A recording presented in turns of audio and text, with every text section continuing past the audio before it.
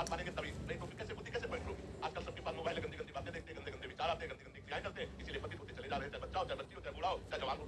अब कल एकांतिक में गए हमारे माता-पिता हमारे सामने गंदे आचरण करते हैं, तो माँ अन्य पुरुष से और पिता अन्य स्त्री से, अब हमारा क्या कर्तव्य है? अब वो बच्चा जवान प्रश्न ऐसा कर रहा है, अब क्या उत्तर दें?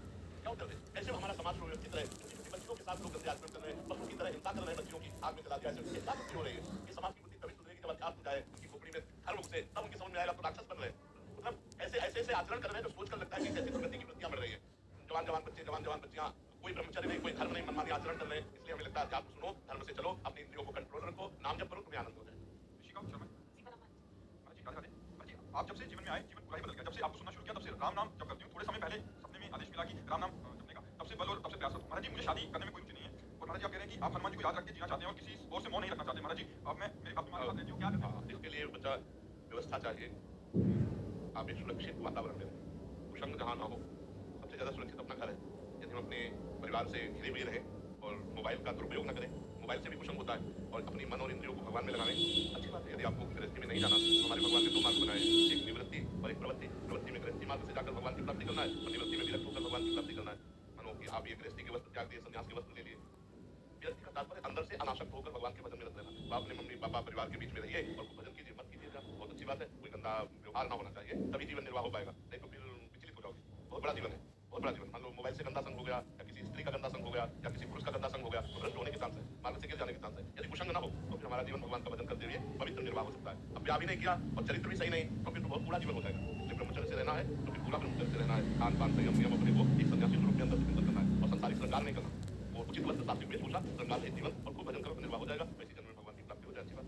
कार्तिकेय दीक्षित जी, नर का नारायण से मिलन कब होता है? उसका आत्मसमर्पण प्रथम और अंतिम लक्ष्य क्या है? क्या संकेत है कि हम सही जगह पे पहुंचे? देखो, प्रथम संकेत तो हमें मनुष्य शरीर मिला, ये भगवान की विशिष्ट कृपा है। दुर्लभो मानुषो देहो देहि नाम क्षणभंगुरः तत्रापि दुर्लभम मन्येत वैकुंठे दर्शनम्। महाराज जी कहते हैं सबसे दुर्लभ बात मनुष्य का शरीर मिलना, पर है क्षणभंगुर, कभी भी नष्ट हो सकता है। इस क्षणभंगुर शरीर में भगवान के प्रेमी महात्माओं का मिलना, ये अत्यंत दुर्लभ है। तत्रापि दुर्लभम मन्येत वैकुंठ प्रिय दर्शनम्। जो जिसको देखकर भगवान प्रसन्न होते हैं, ऐसे संत का मिलना बड़ा दुर्लभ है। यदि संत मिल गए तो प्रथम प्रारंभ शुरू हो गया हमारे अध्यात्म का। प्रथम भगति संतन कर संगा, जब प्रभु दीन दयालु राघव साधु संगति पाई। जब हम भगवान के प्रेमी संतों का संग पा जाते हैं, तो वहीं से हमारा आत्मविस्मरण जो हुआ था, वो आत्मविस्मरण प्रारंभ हो जाता है। वहीं से हमारा भगवान से अपनापन प्रारंभ हो जाता है। वहीं से हमारे विकार छूटने लगते हैं। वहीं से हमारे देह भाव में कुल्हाड़ चलने लगती है, विवेक की कुल्हाड़ देह भाव में चलने लगती है। और जैसे जैसे हमारा देह भाव छूटा, संसारिक चिंतन छूटा, और भगवान का निरंतर चिंतन और भगवत अर्पित आचरण, तदर्पिता अखिलाचारिता तत्स्मरणेन परम व्याकुल, समस्त आचरण भगवान को समर्पित, भगवान का एक क्षण के लिए भी विस्मरण अतः हो जाए, समझ लेना चाहिए हमारा जीवन भगवत मार्ग में अग्रसर हो रहा है। और जब भगवान के सिवा न बाहर कोई दिखे न अंदर कोई दिखे, तब जब हमारा काम तो बाहर भी जड़ चैतन्य में वासुदेवा सर्वमिति समात्मा सुदुर्लभा सर्वत्र वासुदेव विराजमान है। वासना वासुदेवस्य वासितम गुणत्रयम् सर्वभूत निवासोऽस्मि वासुदेव नमोस्तुते। भगवान वासुदेव की इच्छा से ये समस्त जगत का वास हुआ, और इस जगत में जो बसा वो भी वासुदेव ही है। वासुदेव के सिवा कोई नहीं है, ऐसे मैं वासुदेव को नमस्कार करता हूँ। जब बाहर वासुदेव और भीतर वासुदेव, दोनों जगह एक ही भगवान नजर आने लगे, समझ लेना चाहिए अब हमारा जन्म है। अगर जन्म भी होगा भगवत पार्षद के रूप में होगा, कर्म बंधन के रूप में। चलो जब तक गुरु का साक्षात्कार न हो तब तक हम अपने नाम जब इस प्रकार क्या करें? जो भगवान का नाम प्रिय हो, खूब नाम जप करो, नाम ही गुरु है। आप राम नाम जप रहे हो, राम नाम ही गुरु है। वो आपको गुरु से मिला देगा, भगवान से मिला देगा, आपके अंदर ज्ञान पैदा कर देगा, सब कुछ हो जाएगा। नाम पकड़ लो, खुली बात है, नाम पकड़ लो, तुम्हारा परम मंगल हो जाएगा।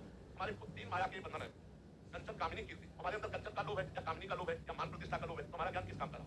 हम ये कहते हैं नाम जप करो, नाम जप से ही जो ज्ञान प्रकट होगा वो माया का नाश करेगा। पढ़े लिखे ज्ञान से माया का नाश, माया का नाम होता है भजन करने से। पानी मत एक होए बल सिकता दे बल तेल बिनु हरि भजन भौतरी या सिद्धांत में। पानी मतने से भले घी निकल आवे असंभव, बालू पेरने से भले तेल निकल आवे असंभव, ये असंभव संभव भले हो जाए, लेकिन बिना भगवान का भजन किए कोई संसार से नहीं चल सकता। इसलिए पहले आचरण सुधारो, भजन करना है तो भोजन सुधारो, संग सुधारो, देखना सुनना बोलना कंट्रोल में करो, देखना कंट्रोल में करो, बोलना कंट्रोल में करो, पवित्र बोलो, मृदु बोलो, सत्य बोलो, अच्छी बातें सुनो, अच्छे भाव से देखो, तो आपका भजन बनने लगेगा। अब जो मनावे सो खा रहे, जो मनावे सो कर रहे, और फिर डिप्रेशन में जा रहे, कर रहे, नाना प्रकार की चिंता भय उद्वेग से परेशान है, हम कहते नाम जप के देखो, अगर आपका सब ठीक ना हो जाए तो बताना, क्योंकि हम लोग पूरा जीवन यही करते आए।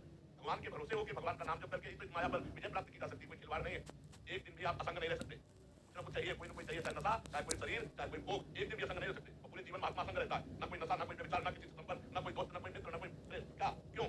उस सच्चिदानंद भगवान के नाम के ही बल से। नहीं तो खिलवाड़ नहीं, बाबागिरी या भगवत भजन या अध्यात्म ये खेल तमाशा नहीं। आपका अगर चरित्र खराब है तो चाहे जितना माला घुमाओ, ये बात करना कोई फर्क नहीं पड़ेगा। जैसे घड़े में पानी भरा और छेद है, वो कभी बनने वाला घड़ा नहीं, छेद बंद कर दो और एक एक बूंद डालो, एक एक बूंद घड़ा बन जाए।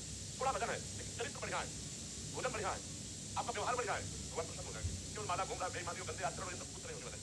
ये बात समझ। इसलिए भगवान का नाम जप करो, भगवान का नाम ही गुरु है, वो आपको संत से मिला देगा, वो आपको भगवान से मिला देगा, वो आपके अंदर ज्ञान प्रकट कर देगा। नाम जब करते हो, नाम जब आज कलयुग में दूसरा साधन सफल नहीं है।